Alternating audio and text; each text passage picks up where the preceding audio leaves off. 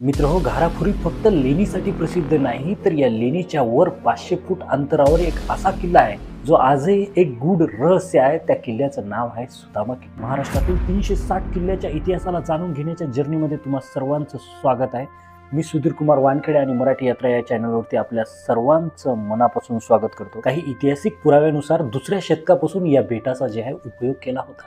मौर्य काळ, चालुक्य काळ, राष्ट्रकूट काळापासून या बेटावरती जे आहे जे विदेशी व्यापारी होते त्यांच्यासोबत इथे व्यापार केले जायचे. 1534 मध्ये या ठिकाणाला जे आहे एलिफंटा केव्ह म्हणून जे आहे पोर्तुगीजांनी नाव ठेवलं होतं. परंतु इतिहासकारांमध्ये हे मतभेद आहे की हा किल्ला पोर्तुगीजांनी बनवला होता की यापूर्वी पण इथे एक किल्ला होता. काही इतिहासकारांच्या मते जे आहे मराठा एम्पायरचे छत्रपती संभाजी महाराज यांनी 1682 मध्ये जे आहे इथे या किल्ल्याची दुरुस्ती केली होती असे काही ऐतिहासिक पुरावे मिळतात. आजही येथील तोफा जे आहे समुद्राकडे शत्रूंची वाट पाहत आहेत असं वाटतं. इथं आल्यानंतर आपल्याला दिसतं एका बाजूला आधुनिक मुंबई आणि एका बाजूला प्राचीन भारताचा इतिहास लपलेला आहे. हा इतिहास अनुभव घेण्यासाठी या सुदामा किल्ल्यावर एकदा तरी नक्की या मित्रांनो. हा व्हिडिओ तुम्हाला कसा वाटला मला कॉमेंट करून नक्की कळवा आणि व्हिडिओ छान वाटल्यास व्हिडिओला लाईक आणि माझ्या चॅनलला सबस्क्राईब करा. जय जिजाऊ, जय शिवराय, हर हर महादेव.